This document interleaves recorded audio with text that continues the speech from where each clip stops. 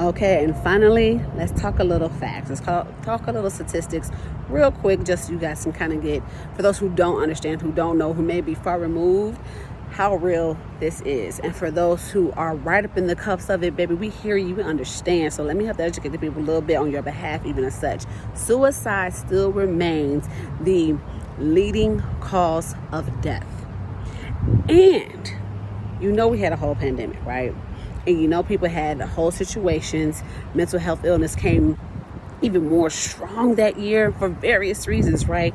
But as it has been reported, just in June of 2020, the number of reported people who had thoughts of suicide doubled. Okay? It doubled just from the pandemic alone. In 2020, 45,979 people died from suicide just in 2020.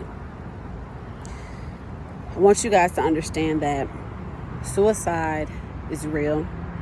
People are having thoughts. People are concerned with what's going on with this world, what's going on in their life, and this has become one of many options.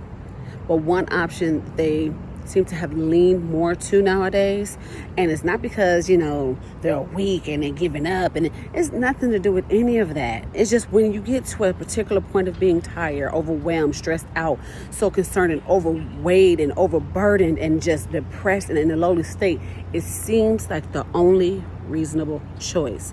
And there is someone here to help you. You don't have to make that choice. There is help. We see you. We understand. Just in ages from 10 to 14 and 25 to 34, it is the second most leading cause of death. It in those who are over the age of 85 or of American Indian and Alaskan Native descent, it is 1.2 million Americans have attempted suicide in that population bracket.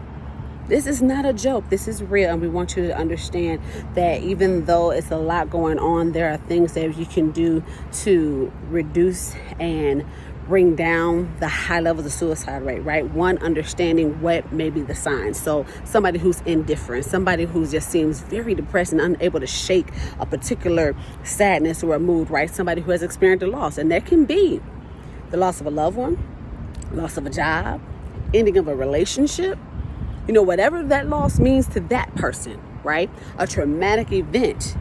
Check in on those people, right? See how they're doing. Ask them how they really are doing and take the time to listen for a response.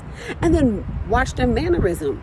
If you don't believe the answers they're giving you, I'm fine. They're not going to just straight up tell you, because they don't know if you actually care. And one way to show that you actually care is to stay a while. Hang out with them for a while. Let them actually tell you how they're feeling. And then check in again the next day. And if it's in your own home, if it's your child, if it's your mate, make sure you're checking in. Make sure you're tapping in. If something doesn't seem right, something seems off, say, you know what? I'm caring about you today. Something just seems off. I'm here for you. Do you mind leaving your bedroom door open? Do you mind if I come in and check on you for time to time? If your child doesn't want to talk about it, if your mate doesn't talk about it, here's one tip that I'm going to give you guys that I have used before in the past. You're going to have a color-coded paper on the refrigerator, right?